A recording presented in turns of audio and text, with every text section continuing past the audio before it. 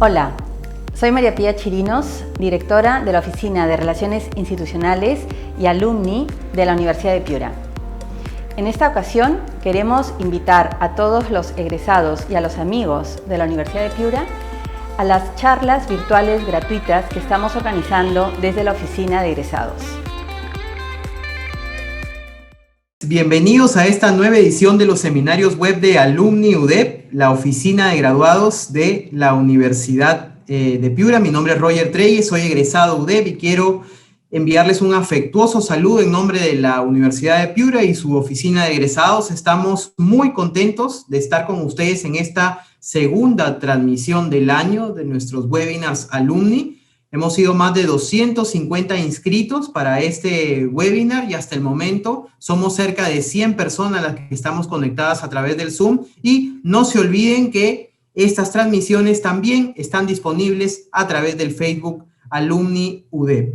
Desde Alumni, desde la Oficina de Graduados de la Universidad de Piura, nuestra misión es estrechar los lazos y los vínculos de nuestra comunidad de egresados con su alma mater y construir espacios como este, de formación continua para el crecimiento personal y profesional de nuestra comunidad. Si eres un egresado UDEP y estás presente en esta transmisión, no te olvides que formas parte de una red de más de 14,000 graduados que hacen la diferencia en el ámbito profesional y personal. Y a nuestra comunidad de docentes, administrativos, alumnos y amigos de la Universidad de Piura aquí presentes, también queremos darle la más cordial bienvenida. No se olviden que estamos en el primer clúster del año, en la primera gran temática del año, gestión del talento y recursos humanos, temática especializada que estaremos llevando a cabo durante los meses de marzo y de abril.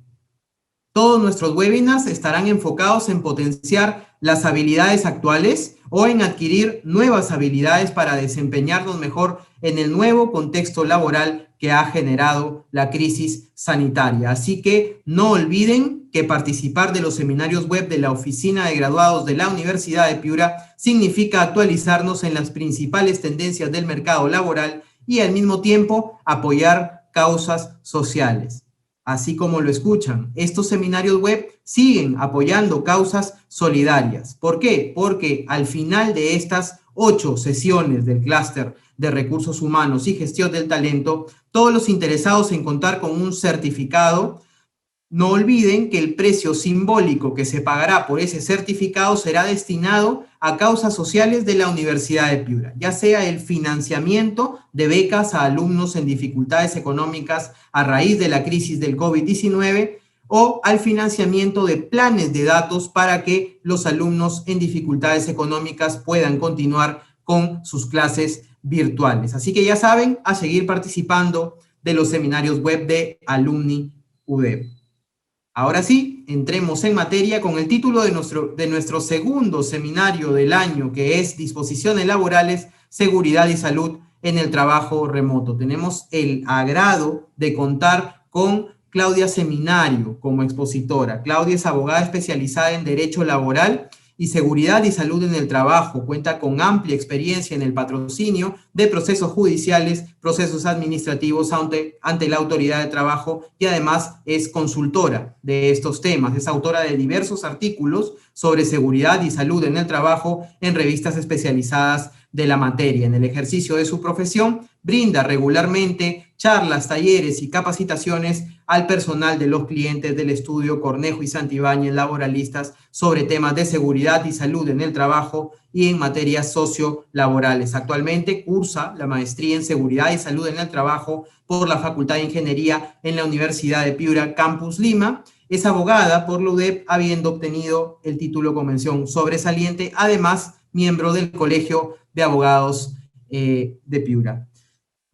Nos acompaña Claudia entonces con este tema. Como sabemos, si bien varios centros de trabajo ya están autorizados para reanudar sus operaciones, algunos empleadores dispondrán que sus trabajadores se mantengan en el trabajo remoto. En este contexto, ¿cuáles son los alcances del deber de prevención del empleador respecto al trabajo remoto? Así que queda con ustedes Claudia Seminario, asociada senior en Cornejo y Santibáñez, egresada de la Universidad de Piura, con la presentación Disposiciones Laborales, Seguridad y Salud en el trabajo remoto. Claudia, bienvenida a los webinars de Alumni, muy buenas noches. Buenas noches, quería agradecer a la Universidad de Piura por esta invitación. Como les contaba Roger, yo soy exalumna de la universidad y actualmente estoy llevando también una maestría en la Universidad de Piura, así que tengo un gran cariño por mi alma mater y estoy pues muy contenta de estar hoy con ustedes para conversar sobre un tema súper interesante que es la seguridad y salud en el trabajo remoto. Así que aquí les voy a proyectar la presentación. A ver, y me confirmarán si está todo bien. ¿Está ok? ¿Qué tal, Roger? Se ve todo bien, Sí, ¿no? hay que... Perfecto. Pantalla completa nada más. Listo. Bueno, es un tema actual, como bien sabemos, pues por el tema de la pandemia. Ahora muchos trabajadores están llevando a cabo el trabajo remoto, ¿no? Y justamente hace un par de semanas, el 22 de febrero, si no me equivoco, en muchos diarios salió esta noticia, ¿no? Que Salud advierte que han aumentado el número de casos del síndrome del túnel del carpo o el síndrome del túnel carpiano, y se señala que es debido al teletrabajo, ¿no? O al trabajo remoto en general, a lo que es el trabajo a distancia. Y justamente nos informaban en Salud que pues se debe por el uso de laptops, computadoras. ¿Y en qué consiste esta enfermedad? Que de paso quería mencionarles que está listada como una enfermedad profesional en nuestro ordenamiento jurídico, ¿no? Por la resolución ministerial 480-2008, y pues justamente consiste en que el nervio mediano de la muñeca sufre una compresión, ¿no? Entonces, esta enfermedad lo que genera es un hormigueo, puede generar también dolor en general, ¿no? Daño en los dedos, en la mano, una serie de molestias, ¿no? Y pues, al respecto nos preguntamos, ¿por qué en el trabajo remoto, no? Si realmente los puestos que son compatibles con el trabajo remoto, pues antes, digamos, vienen a ser los mismos puestos de trabajo. Es verdad que hay ciertos puestos que de repente se han modificado un poco y se han convertido ahora en un trabajo remoto, pero en general todas las personas que realizábamos trabajo en oficina, en nuestro centro de trabajo, ¿no? Ahora estamos llevando esa modalidad a casa. Entonces, en principio, si siempre hemos hecho, digamos, labores administrativas, ¿por qué aumentaría esta enfermedad? ¿No? Es lo que muchos nos estamos preguntando de repente. ¿Por qué ahora? Y ahí es cuando debemos remitirnos justamente al deber de prevención del empleador. La diferencia está que de repente antes en nuestras oficinas, en nuestro centro de trabajo, teníamos todos los equipos que nos proporcionaba el empleador, ¿no? Teníamos el monitor, el teclado independiente, el mouse ergonómico, la silla ergonómica, y de repente, pues en casa, yo creo que muchos de los peruanos no contábamos con todos estos equipos. El teletrabajo antes era muy poco usado en el Perú. Muchas personas pues no tienen el ambiente apropiado en su domicilio o jamás imaginaron implementar un ambiente de trabajo en casa porque estaban pensando de que siempre iban a tener un lugar en una oficina, ¿no? Entonces, aquí es cuando comenzamos a darnos cuenta de que de repente este incremento en el caso de esta enfermedad es precisamente porque en el ámbito de nuestro domicilio tal vez no contamos con los equipos apropiados para realizar el trabajo remoto. De repente el empleador nos lo ha proporcionado, puede ser, ¿no? En el mejor de los casos, pero no tenemos muy claro el empleo del mismo cuando se trata de equipos diferentes de repente, ¿no? Entonces, aquí tiene que ver mucho las recomendaciones que brinda el empleador y sobre todo si esos equipos son apropiados, ¿no? Entonces, tal vez en casa esta enfermedad se genera porque de repente la superficie de trabajo, de repente la ubicación del mouse, el mismo hecho de trabajar en una laptop no es compatible con un trabajo seguro, digamos. Y eso es lo que vamos a ver hoy, ¿no? No vamos a generalizar, pero tal vez esto responda a esta realidad. Entonces, es importante, antes de adentrarnos a lo que es la seguridad y salud en el trabajo remoto, es importante poder partir de lo que significa brevemente lo que es el trabajo remoto, ¿no? Como bien sabemos, el decreto de urgencia 026-2020 ¿no? Hace referencia a este trabajo remoto que fue creado específicamente para esta situación de la pandemia, ¿no? Y pues antes de esta regulación, antes de que se declarara el estado de emergencia sanitaria, ya teníamos una regulación de teletrabajo, ¿no? Pero era una regulación distinta. El trabajo remoto, ¿no?, ha sido, digamos, creado para esta situación especial, transitoria. Aunque muchos de ustedes están pensando, transitoria, imaginábamos que iba a ser de repente un par de meses, ¿no? Ya vamos a cumplir un año. Entonces, de repente, esa regulación que nació pensando en una temporalidad, pero mucho más corta, se está extendiendo por la propia situación actual y esto nos puede estar llevando a una serie de daños en la salud si el empleador no toma las medidas apropiadas.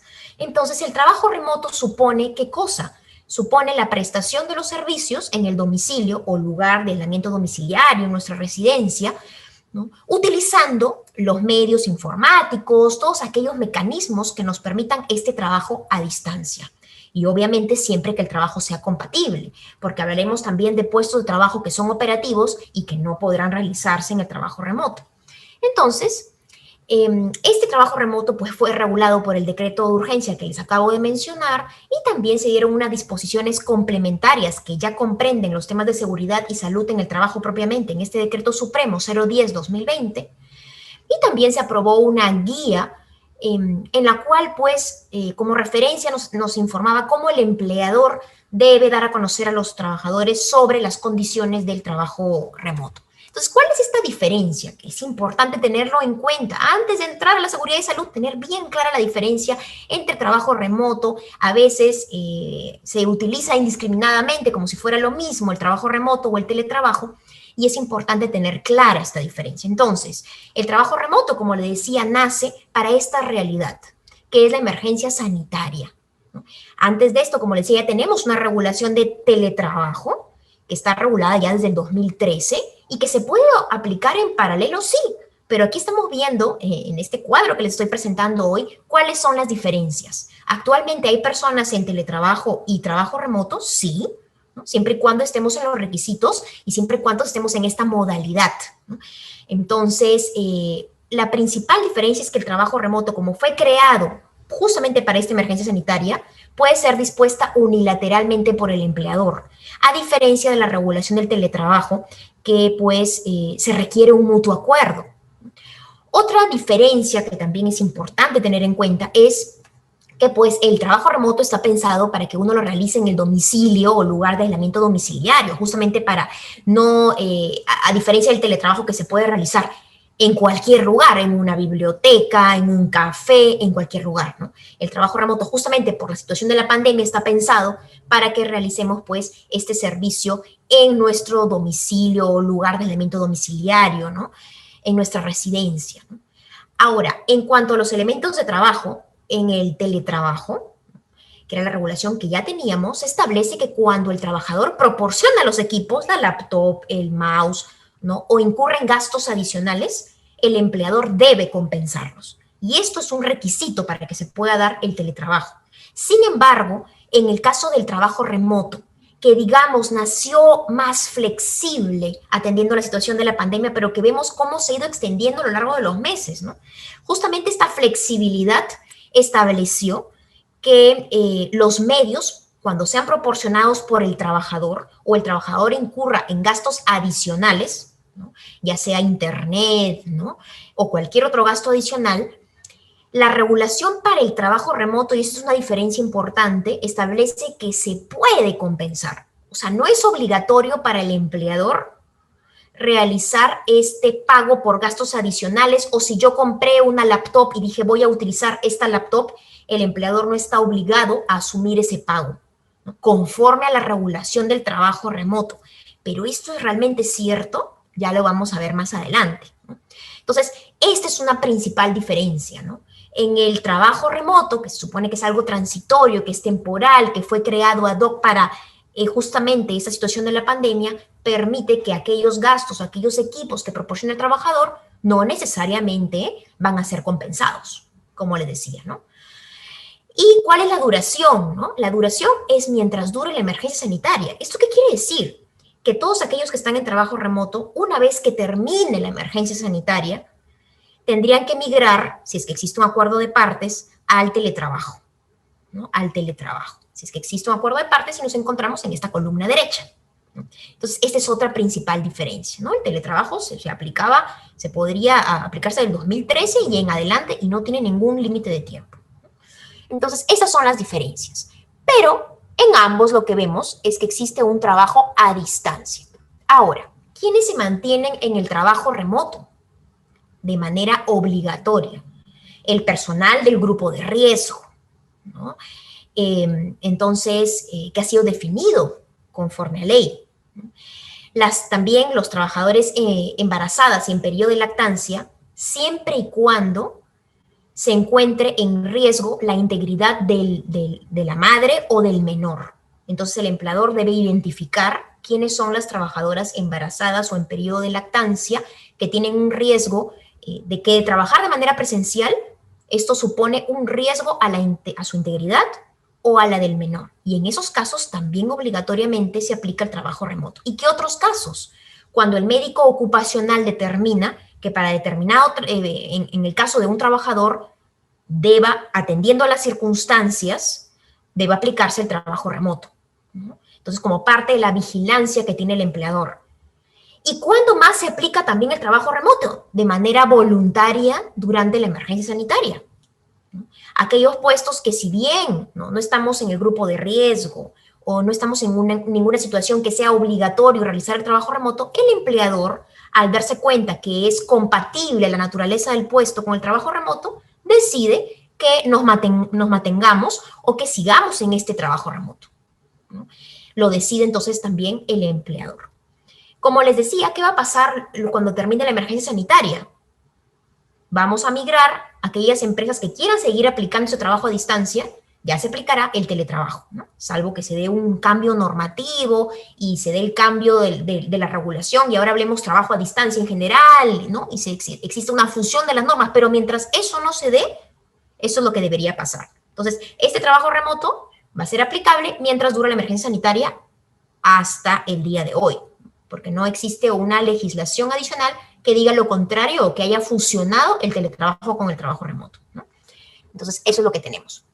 Ahora sí, teniendo claro lo que es el trabajo remoto y la diferencia con el teletrabajo, lo cierto es que es una prestación de servicios fuera del ámbito normalmente conocido por el empleador.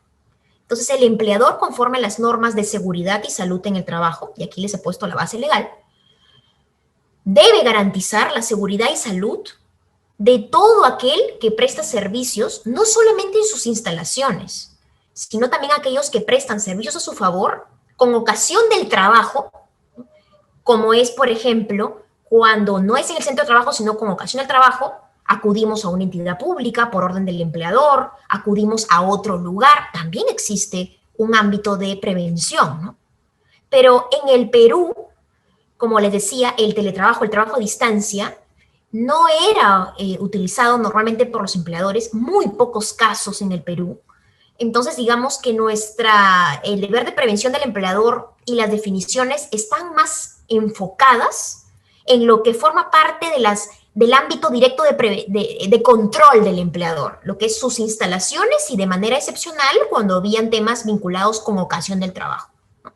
Pero ahora vemos que con ocasión del trabajo comprende también el trabajo en el domicilio. Y aquí es cuando el empleador pues tiene una serie de dificultades. Porque, como ustedes comprenderán, cuando todo está dentro del ámbito de tus instalaciones, el empleador puede asegurar que en tu oficina o en tu sitio de trabajo tengas la silla, tengas el teclado independiente, el monitor adecuado, la altura de la mesa adecuada para que puedas realizar un trabajo seguro. Y si no era así, ¿no? Nos daban las recomendaciones y si no las cumplimos, digamos que existe la posibilidad de una supervisión directa. En cambio, en el trabajo remoto, esto cambia. Estamos en nuestro domicilio.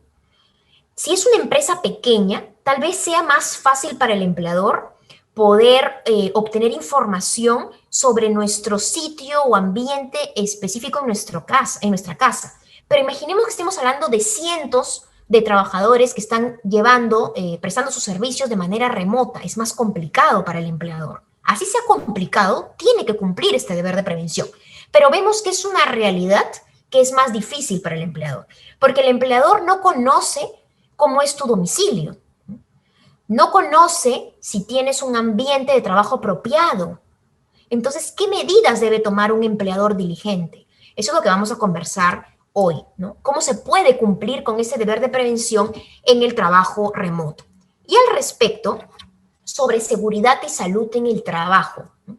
¿Qué es lo que establecen las regulaciones del trabajo remoto y del teletrabajo? El teletrabajo es una regulación muy general, como vemos, ¿no? A la mano derecha. Y el trabajo remoto establece lo siguiente. El empleador debe informar a los trabajadores cuáles son las medidas, las condiciones, las recomendaciones de seguridad y salud que debe observar durante la ejecución de ese trabajo remoto. ¿Cuáles son esas recomendaciones, ¿no? Que debe verificar en su casa? Y es importante porque, digamos, cuando la regla era que el centro de trabajo, que era la labor en el centro de trabajo, el empleador controlaba la iluminación homogénea, el empleador controlaba la ventilación, el empleador controlaba la limpieza y el orden. Entonces, ahora vemos que estas recomendaciones son fundamentales, porque entre otras lo que va a permitir al trabajador es verificar y poder garantizar que ese ambiente que tiene en su hogar, en su domicilio, ¿no?, sea apropiado o que pueda realizar todas las acciones que se necesitan para que sea un trabajo seguro en casa, ¿no?, o en su domicilio. Y además también la regulación del trabajo remoto señala que se debe especificar el canal a través del cual el trabajador pueda comunicarle si identifica él riesgos adicionales que el empleador no le ha comentado. Y también cuál es el canal para que pueda informar si ocurre un accidente de trabajo en casa. Y aquí yo sé que de repente están pensando lo mismo que yo. Con esta regulación se está reconociendo que en casa podemos tener o en nuestro domicilio un accidente de trabajo. Y aquí vamos a tener un montón de preguntas. ¿Todo lo que ocurra en el domicilio es accidente de trabajo? Esto ya lo vamos a ver más adelante, pero nos debe quedar claro que entonces en el trabajo remoto el empleador tiene que cumplir con este deber de prevención, por más de que tenga toda esta serie de dificultades. ¿Ya? Entonces, eso es lo que les decía. ¿Cómo se pueden dar recomendaciones de un ambiente que no se conoce? Porque las recomendaciones generales no son suficientes. ¿Cómo puedo verificar que se cumplan las recomendaciones en el domicilio del trabajador? Es muy complejo, como pueden apreciar. Entonces, ya en nuestra legislación existen una serie de normas y medidas que se deben aplicar para el trabajo, por ejemplo, administrativo, el trabajo que se puede realizar en oficina, el trabajo que se puede realizar en casa.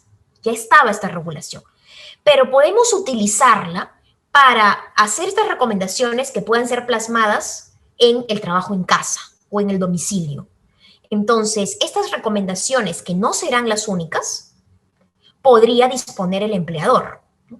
Tenemos que la resolución ministerial 375-2008-TR, ahí les he dejado la base legal, establece algunas medidas en el tema de ergonomía que deben cumplir los trabajadores para poder garantizar este trabajo seguro. Y miren, por ejemplo, el artículo 16 establece algunas medidas. Eso ya se debió informar, porque miren el año de la norma, ¿no? Se debía informar cuando hacíamos el trabajo en el centro de labores, en el centro de trabajo, en las instalaciones del empleador, sí. Pero es necesario, como les decía, trasladar estas recomendaciones al trabajador para todo aquello que está fuera del control, digamos, del empleador en ese sentido, ¿no? De un ambiente que no conoce. Y es necesario reforzarlas, recordarlas, y no van a ser las únicas, ¿no? Tienen que estar aterrizadas. Entonces ya lo vamos a ver. Por ejemplo, este artículo 16 de esta resolución ministerial que aprueba la norma básica sobre ergonomía para labores administrativas establece que el mobiliario para trabajos en posición sentado no es cualquier mobiliario, ¿no? Tiene que ser regulable en altura, ¿no? El plano de trabajo debe ser conforme a las medidas antropométricas de las personas. Además, también que permita el libre movimiento del trabajador, ¿no? Ahora, aquellos trabajadores que ingresan datos que no alternan con revisión de documentos o que hacen otras actividades, sino que se dedican a ingresar datos todo el tiempo, por ejemplo, es obligatorio que pues sea un máximo de 5 horas y que tengan pausas de 10 minutos cada 50 minutos. Aquí debo mencionar que la guía del ministerio, existe una guía de autodiagnóstico para oficinas aprobada por el Ministerio de Trabajo que establece que para puestos que no son de ingreso de datos, sino digamos que sí son puestos que son en posición sentado, con computadora, pero que de manera alternada revisan documentos, hacen otras actividades, igual sigue siendo labores administrativas, se deben realizar como recomendación pausas activas 10 minutos cada 60 o 90 minutos de trabajo, ¿no? Entonces, esas son las famosas pausas activas, en las cuales se deben promover una serie de estiramientos, ¿no? Y pues en esta guía de autodiagnóstico para oficina, aprobada por el Ministerio de Trabajo, que así lo pueden buscar en internet, pues como ustedes y muchos de ustedes sabrán, existen también algunas imágenes de ejercicios que el Ministerio de Trabajo nos recomienda para poder hacer en estas pausas activas. Entonces, estas podrían ser algunas de las recomendaciones apropiadas para el trabajo remoto, ¿no? Y otras recomendaciones generales como, ya que está fuera de nuestras instalaciones, les decía, el empleador no va a poder controlar la iluminación, la ventilación, y es por eso que tiene que hacer énfasis a los trabajadores que están laborando de manera remota, en tener un espacio que sea acondicionado, que sea idóneo para realizar el trabajo remoto. Por ejemplo, iluminación homogénea, ya sea natural o artificial, ¿no? Una adecuada ventilación, ausencia de ruidos. Ustedes estarán pensando, ¿ausencia de ruidos? No siempre será posible, ¿no? Ahora el colegio en casa, ahora la universidad en casa, muchas familias pues tienen varios integrantes en el mismo domicilio, a veces no será posible. Y es ahí cuando justamente el empleador pues tiene que verificar un poco más, no solamente enviar las recomendaciones adicionales, pero sí vemos una dificultad aquí con la situación actual, ¿no? No todos vamos a poder tener un ambiente apropiado para realizar el trabajo remoto. ¿Pero esto debe ser indiferente para el empleador? No, como lo vamos a ver. También el empleador puede dar otras serie de recomendaciones también generales, ¿no? Como le decía, de limpieza, de orden y también de la ubicación de la computadora. Conforme a esta resolución ministerial, sabemos que la pantalla, la altura, la ubicación de la pantalla de la computadora debe ser a la altura de los ojos. Al mismo tiempo, el teclado debe estar en la superficie de trabajo, ¿no? Y al igual que el mouse. Entonces aquí nos preguntamos, una laptop, estamos hablando, ¿no?, del síndrome del túnel del carpo, que se debe a laptops. ¿Y por qué habrá dicho de salud a laptops? Porque la sola utilización de una laptop no es el equipo apropiado para realizar una jornada de trabajo en casa, por ejemplo, de 8 horas o de menos, ¿no?, que sea el trabajo remoto, porque no se puede cumplir con estos requisitos que establece la resolución ministerial que les estoy comentando. Porque si tenemos, digamos, el equipo que permite elevar la laptop, que es como el que tengo justo en este momento, o ponemos algunos libros debajo de la laptop para que la pantalla quede a la altura de nuestros ojos, pues resulta que el teclado no queda a la superficie de trabajo, nos queda arriba. Con lo cual, una laptop por sí sola no es un equipo suficiente para realizar el trabajo seguro. El empleador, cuando verifica que el trabajador tiene una laptop, tendrá que procurar que tenga los demás equipos que necesita. Y esto es justamente el deber de prevención. Entonces, si el trabajador no tiene una laptop, ¿no?, entonces debería procurar, si tiene solamente una laptop, debería procurar, por ejemplo, un teclado independiente y adicionalmente un mouse, para que pueda cumplir con tener la pantalla a la altura de los ojos, el teclado en la superficie de trabajo, al igual que el mouse, la muñeca. Y justamente tal vez puede ser muchos de estos trabajadores afectados por enfermedades o por dolencias de este tipo, como el que estamos conversando, puede deberse tal vez a esto.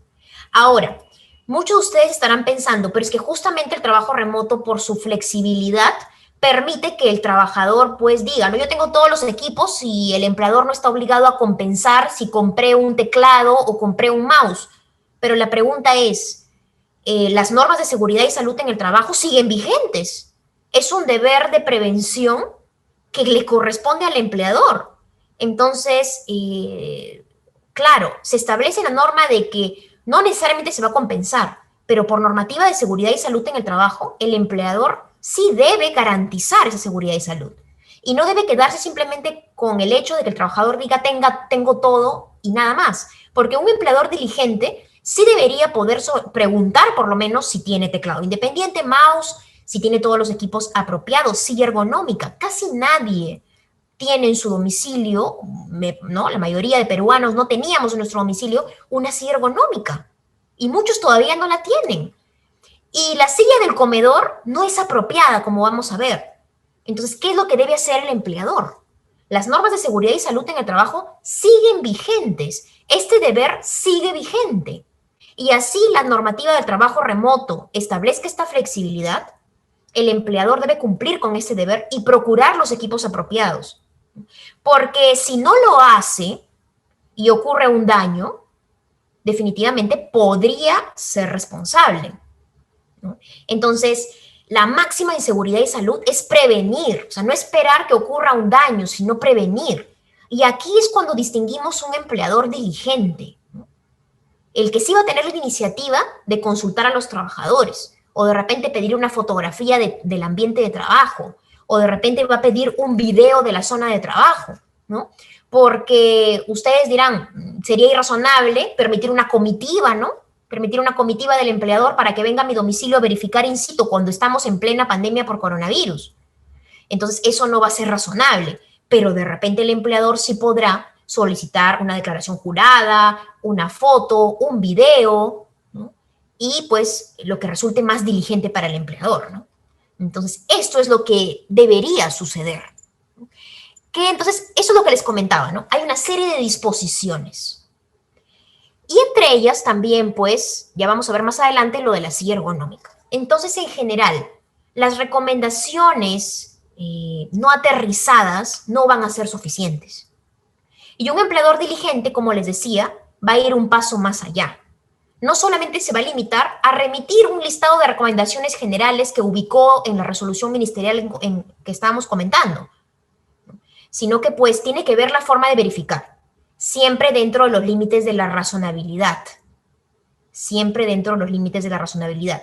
Y aquí sí encontramos una dificultad.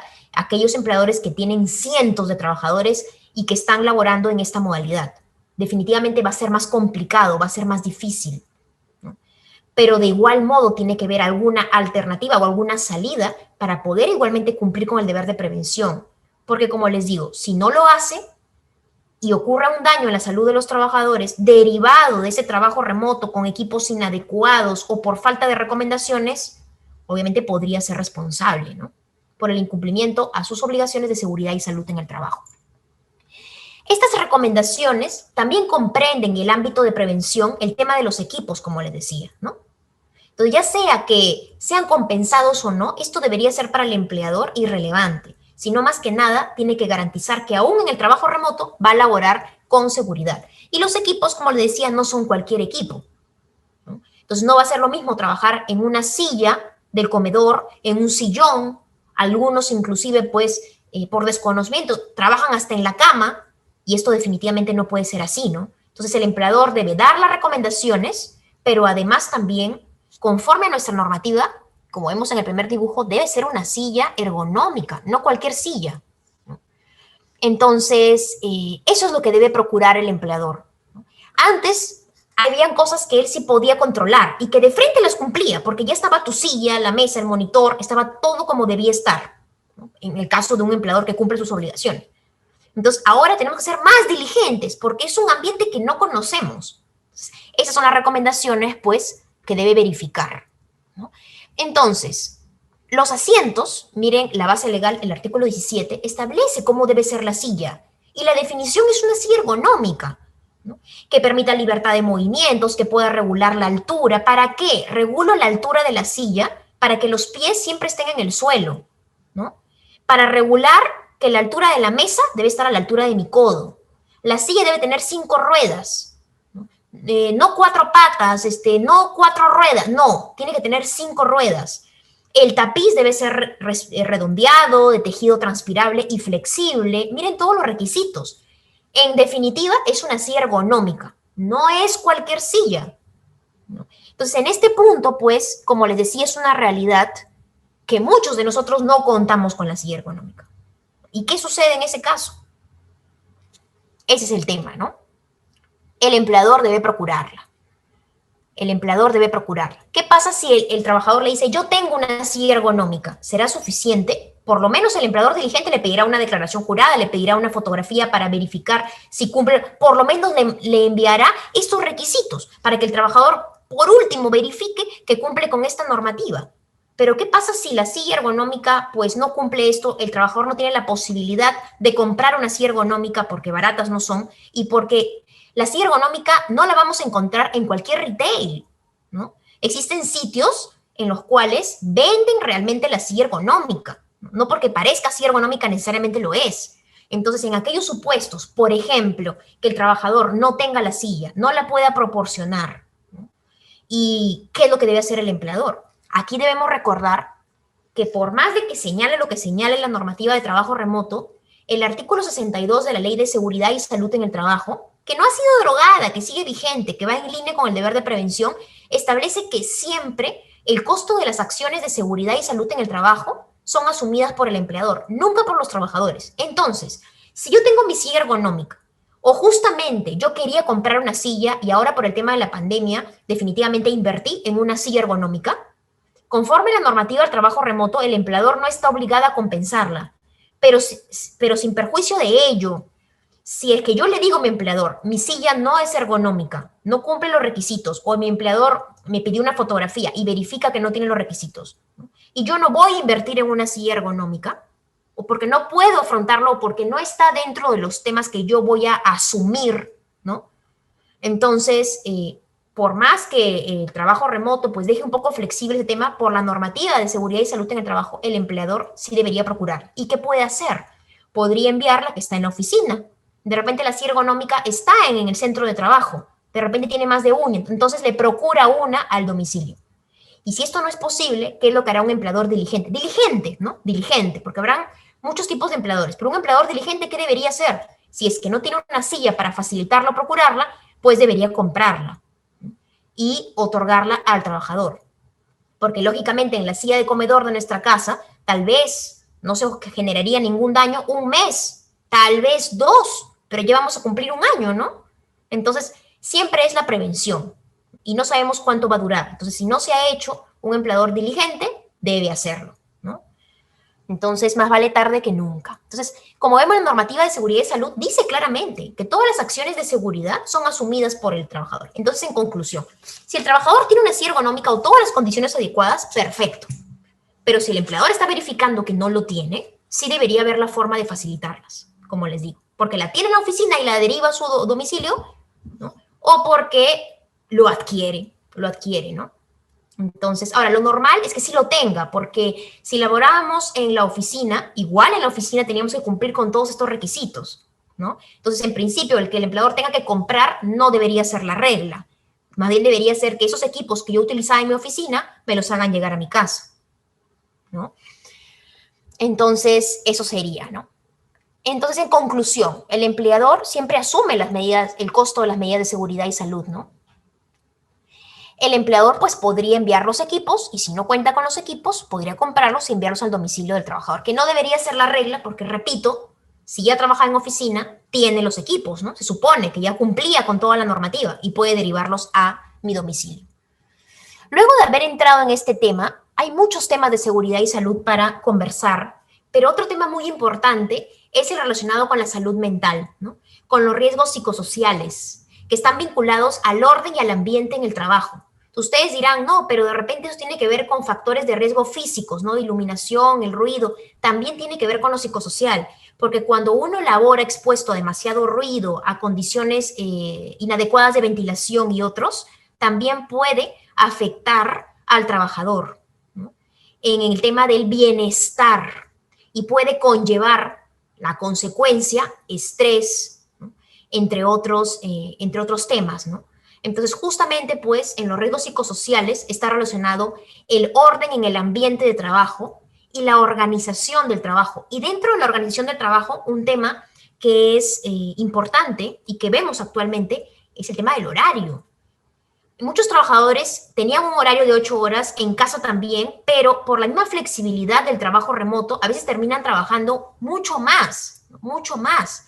Entonces, justamente la OIT al respecto establece que como parte de la obligación y de la prevención que tiene el empleador, es también, pues, proteger a los trabajadores en este bienestar mental, ¿no?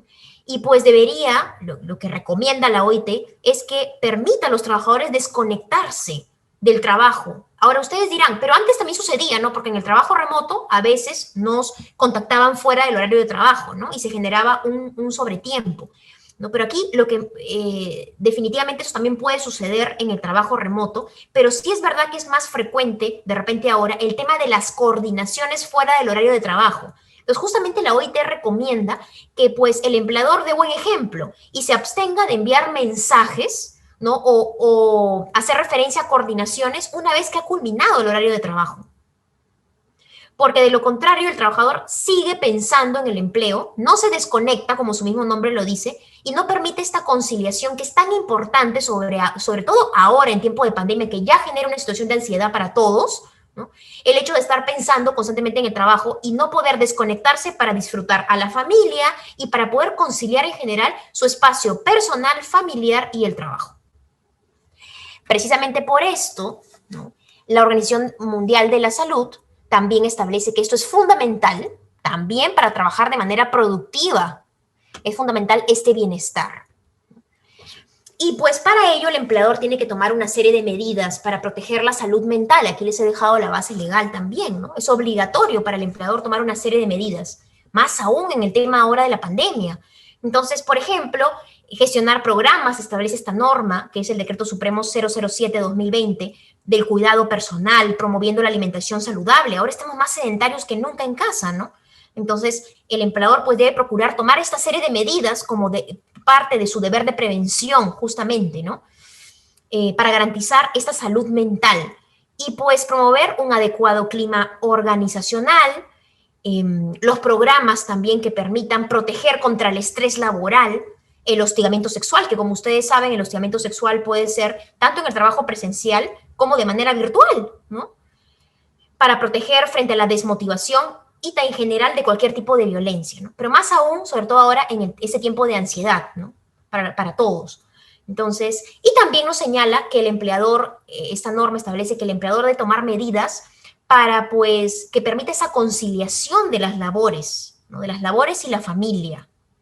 Más ahora que hay una situación de ansiedad adicional, que también existen muchas familias en las cuales hay niños pequeños, ¿no? Que están justamente haciendo las tareas, ¿no? Y todo es ahora virtual. Entonces también esto genera un tema en el hogar, ¿no? Entonces deben tomar una serie de medidas. De repente para determinados trabajadores que sí sea compatible con la naturaleza de sus labores, se justifique un horario flexible, ¿no? Un horario flexible. Entonces, esto es lo que se requiere, ¿no? Por parte del empleador. Esta serie de medidas que permitan un bienestar general del trabajador.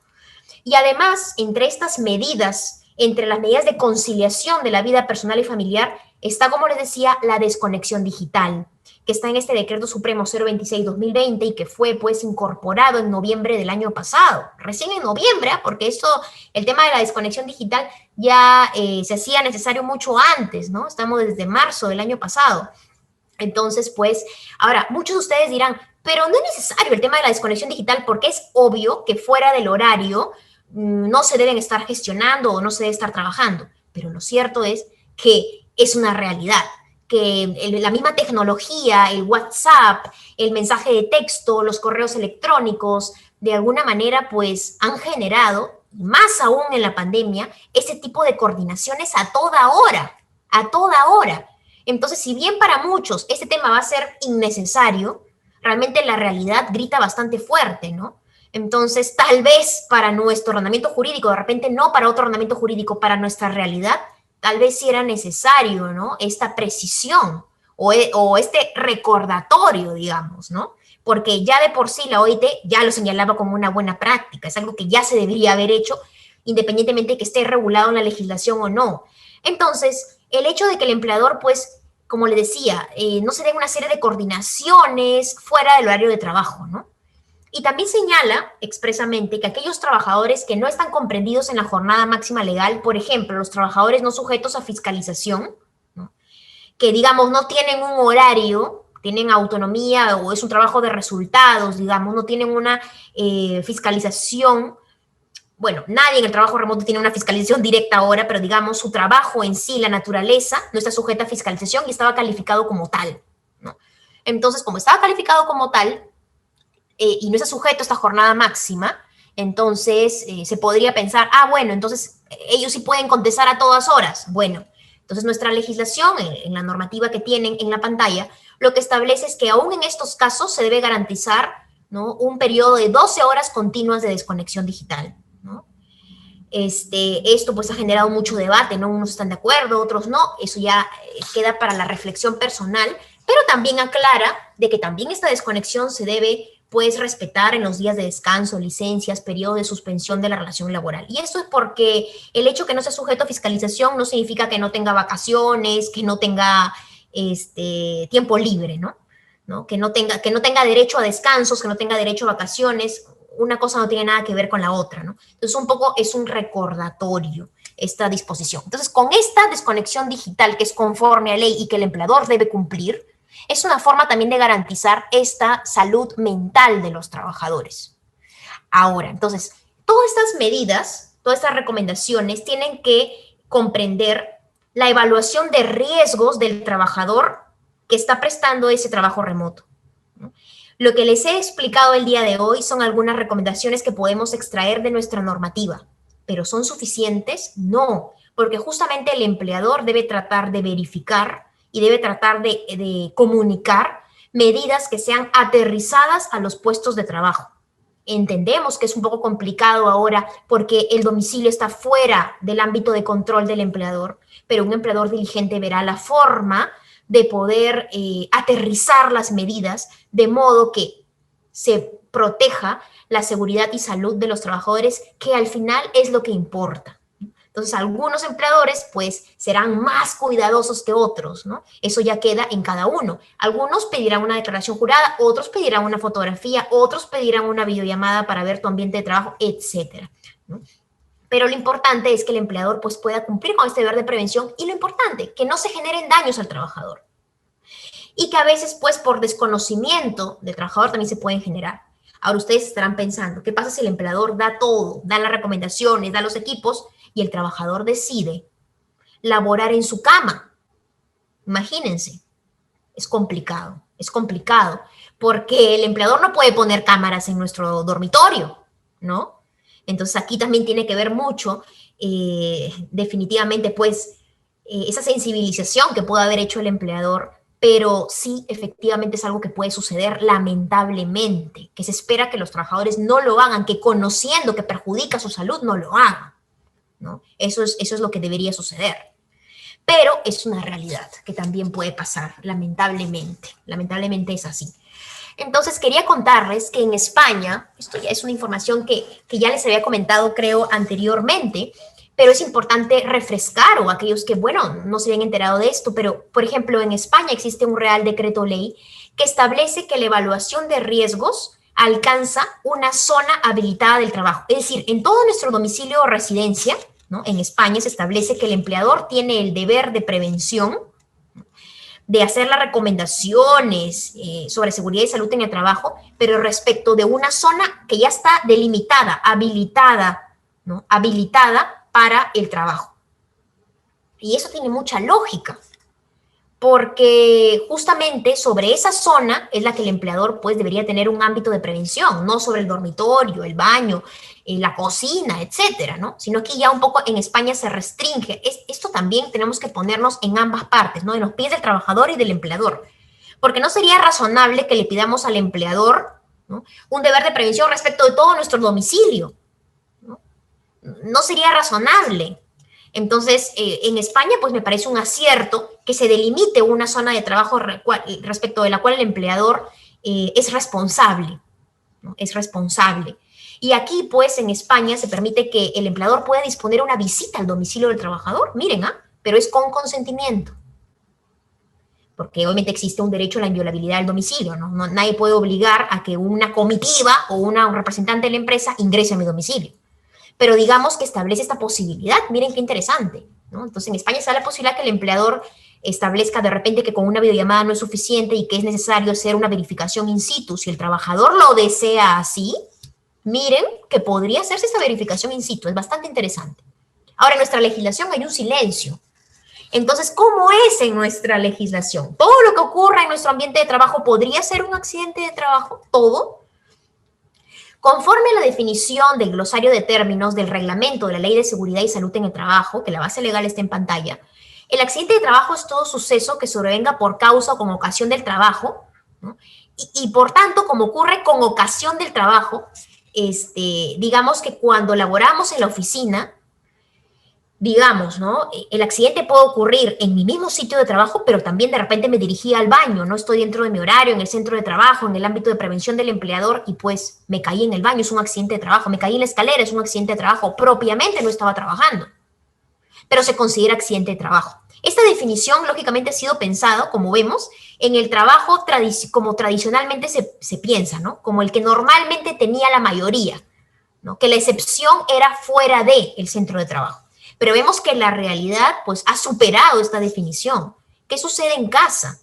Entonces, va a pasar lo mismo. Se puede decir que el empleador tiene una responsabilidad también. Estoy trabajando, me paro al baño o a la cocina a tomar un vaso de agua o de repente tengo un segundo piso y en la escalera me caigo. ¿Todo va a ser accidente de trabajo?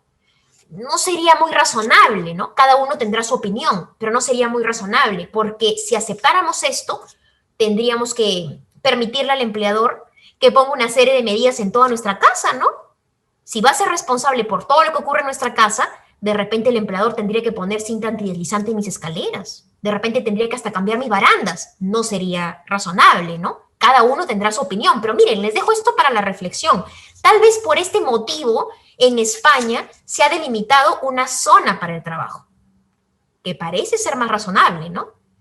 Entonces, bueno, pero estos son los temas que han surgido con el tema de la pandemia. Pero ¿podría darse un accidente de trabajo? Sí. Hay casos en los que es más claro. Por ejemplo, tengo un accidente cuando estaba manipulando mi computadora, ¿no? De repente hubo un cortocircuito, etcétera. Algo que definitivamente no queda duda que es un accidente de trabajo. Pero hay estos casos que son una zona límite que no queda tan claro, ¿no?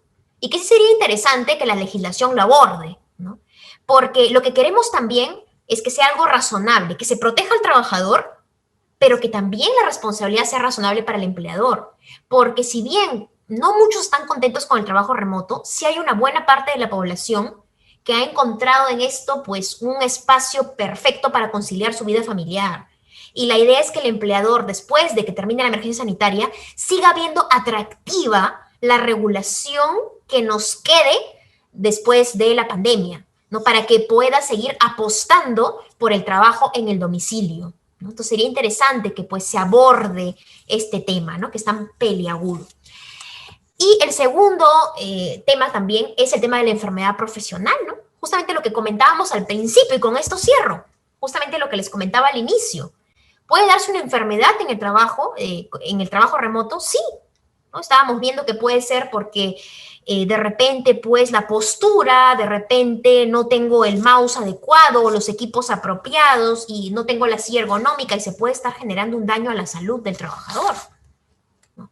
Ahora, si esto se acredita, así podría haber una responsabilidad del empleador, sí, ¿no? Se va a determinar que es una enfermedad digamos, profesional y sería responsable el empleador si se verifican los elementos que configurarían, ¿no? Que se haya producido con ocasión del trabajo. Entonces sí podría darse una enfermedad profesional ahora que trabajamos en casa, ¿no? Y pues la idea es que el empleador no espere que ocurra un accidente, no espere a que ocurra una enfermedad o un daño a la salud para tomar acción. La idea justamente de la normativa, la finalidad de la normativa de seguridad y salud en el trabajo y se centra en este deber de prevención. Tomar todas las medidas, agotar todas las vías para evitar el accidente, para evitar la enfermedad profesional, que finalmente es lo que importa. Más allá de que podamos discutir y que es interesante y que es importante el tema de la responsabilidad, la finalidad es proteger a los trabajadores, ¿no? Que finalmente son los que permiten, por un tema humano, y porque además es lo que permite justamente que la empresa salga adelante, ¿no? Que se desarrolle como tal. Entonces, ese es el tema. Y otro tema también peliagudo es que sucede también en los casos en los que el empleador decide no cumplir las recomendaciones, no usar los equipos y trabajar en su cama, ¿no? Va a ser, digamos que hay una responsabilidad del empleador cuando se verifica obviamente un daño cierto, un nexo de causalidad, una conducta antijurídica. Tal vez en algunos casos no va a existir esa conducta antijurídica, ¿no? Y el empleador no va a ser responsable, pero el tema complicado es que es difícil de poder acreditar algo que forma parte del ámbito del domicilio, que es tan privado del trabajador. Entonces, la salida que tiene el empleador es justamente sensibilizar a los trabajadores sobre la importancia de usar los equipos, de cumplir las recomendaciones, de no trabajar en cama, de cumplir con las pausas activas, porque ya no lo puedo supervisar directamente, que era la generalidad o la mayoría de casos. Entonces, ahora pues ya no puedo verificar que estén haciendo las pausas activas, no puedo verificar que utilicen bien los equipos, pero justamente con las capacitaciones que se pueden dar virtuales en este tema, pues reforzar esos puntos, ¿no? Siempre va a haber un riesgo de que el trabajador no lo quiera cumplir, de acuerdo, pero como empleador, para agotar ese deber, para cumplir con ese deber de prevención, hará todo lo posible para que eso no suceda, ¿no? Y siempre dentro del tema de la razonabilidad. Bueno, entonces eso sería todo por hoy. De verdad que me gustaría quedarme hablando con ustedes horas, pero ya nos gana el tiempo. Y aquí estoy atenta para que me comenten cuáles son sus consultas o sus dudas, que con mucho gusto las atenderé. Gracias. Muchísimas gracias, Claudia, por esta presentación tan clara. Vamos a hacer una selección corta de preguntas. Como tú dices, el tiempo apremia. Así que vamos a ir con la primera pregunta. Dice, en caso de que el empleador identifique que el trabajador no cuenta con una silla ergonómica, por ejemplo, ¿sería un deber comprarle? Justo lo que conversábamos, ¿no? En ese caso, el empleador, como parte de este deber de prevención, debería facilitarla. O sea, debería enviar la silla ergonómica que tenía en la oficina, porque si estabas trabajando en la oficina, debías tener una. Debería procurarla, que es lo que han hecho muchos empleadores. Muchos empleadores han enviado la silla ergonómica a los domicilios, ¿no? Y si se verifica, pues, no está la silla, ya no la tienen, en conformidad con las normas de seguridad y salud en el trabajo, como hemos visto hoy, el empleador sí debería adquirirlo y debería procurarlo al trabajador. Excelente. Hay otra pregunta de Arturo. Dice, al solicitar el empleador fotos y o videos del espacio físico del trabajador para la prestación del TR en su domicilio, y si éste se negara a brindar tal requerimiento aduciendo vulneración de la intimidad personal, ¿puede ser causal de amonestación? Justamente lo que les comentaba, ¿no? Por ejemplo, en España se permiten estas visitas a domicilio, pero siempre y cuando existe el consentimiento del trabajador. ¿Por qué? Es muy interesante lo que dice Arturo. Porque existe el derecho, ¿no?, a la intimidad, el derecho a la inviolabilidad del domicilio. Yo tengo derecho, pues precisamente no tengo que abrir la puerta no estoy obligado, ¿no?, a dejar pasar a terceras personas a mi empleo. Pero también, en este caso, yo creo que el empleador debe agotar todas las vías. Hacerle de repente comprender, que entienda el trabajador la importancia, que es por su bien, ¿no? Es por su bien, es para su salud. Entonces, y ver las alternativas. De repente no quiere una videollamada, razones tendrá el trabajador, que la idea es que sean razones, pues, objetivas, justificadas, ¿no? Porque en principio es un ambiente que es un espacio que, objetivamente hablando, pues no debería haber ningún inconveniente. Pero de ser el caso, el empleador debería agotar, ¿no?, videollamadas, si no fotografías, si no, por último, declaración jurada. Pero ir dejando constancia de esto también, ¿no? Porque eventualmente también permite al empleador acreditar que hizo todo lo posible y que lamentablemente no pudo tener esta respuesta por parte del trabajador, ¿no? Y esto pues no ha sido abordado expresamente por nuestra legislación. Entonces, hacer ejercicio de este derecho podría suponer una sanción me parece que no, pero cada caso será particular, pero al momento que se diga también la negativa, también me imagino que el trabajador debe exponer por qué, ¿no? Entonces, ahí en cada caso tendríamos que verlo, ¿no? Pero lo importante es que el empleador pues pueda sensibilizar al trabajador de la importancia, porque justamente lo que queremos no es vulnerar la intimidad o el espacio del trabajador, sino ver cuáles son tus condiciones de trabajo para justamente asegurar que las tengas y que lo que te falte te lo voy a poder facilitar. Pero si no le damos ninguna entrada al empleador, ¿cómo va a ser posible? Y todo entra en razonabilidad, ¿no? Definitivamente, pues, será razonable que me pidan del ambiente de trabajo, pero no tendría nada que ver que me pidan de un ambiente privado, del dormitorio, no vendría mucho al caso, ¿no? Entonces, también dentro de lo objetivo, de la razonabilidad, pues, se debería permitir al empleador esto porque al final es para el beneficio del trabajador, ¿no? Excelente, vamos con las dos últimas preguntas. La primera de ellas ¿es razonable que el empleador otorgue un seguro contra los accidentes ocurridos en el trabajo remoto? Mira, realmente ya los trabajadores cuentan con un seguro, no es necesario tener un seguro más, ¿no? Ya los trabajadores lo tienen y así que me parece que no sería necesario, ¿no? Los riesgos que uno puede tener en la casa en principio son los mismos que tendrían en la oficina, ¿no? Porque estamos hablando, recuerden, de trabajo remoto, ¿no? Que estamos hablando de uso de computadoras, de uso de medios informáticos. Entonces ya los trabajadores están asegurados, ¿no? Y si sucede algo y ocurre un accidente de trabajo, pues obviamente pues el seguro va a responder, ¿no? Listo. Y para finalizar, dice, en caso el empleado se desconecte y el empleador le amoneste, a pesar de que ya hay una legislación, ¿eso es algo auditado por SUNAFIL? Ah, ok. Mire, como el trabajador debe estar a disposición del empleador durante su horario de trabajo. Si termina el horario de trabajo y uno se le apagó el celular o simplemente se desconectó porque estaba con mi familia y no me di cuenta que me estaban llamando para una cosa, si estamos fuera del horario de trabajo, no me pueden sancionar por eso, porque inclusive el sobretiempo es voluntario. El sobretiempo es voluntario, salvo, dice la normativa, cuando hay un riesgo inminente en la vida de las personas o en las operaciones, que me parece que para el trabajo remoto, coordinaciones de un tema laboral, ya habrá que ver el caso, no sería el supuesto. Entonces, siempre el sobretiempo es voluntario. Siguiendo esa lógica, si termina mi horario de trabajo, ¿no? Y yo me desconecto y el empleador quería hablar conmigo, y se me apagó el celular, me desconecté, no me debería sancionar porque mi horario de trabajo ya culminó. Y el sobretiempo es voluntario. Y porque además existe esta normativa de la desconexión digital. Entonces, sancionar en ese escenario no sería razonable y no sería lo correcto. Entonces, sí se podría, si se emite una sanción, obviamente el trabajador va a emitir sus descargos y si al final se llega a imponer sanción, podría inclusive impugnar esta sanción, ¿no? Esta sanción disciplinaria. O acudir a la SUNAFIL también, pues, ¿no? Excelente, Claudia, muchísimas gracias.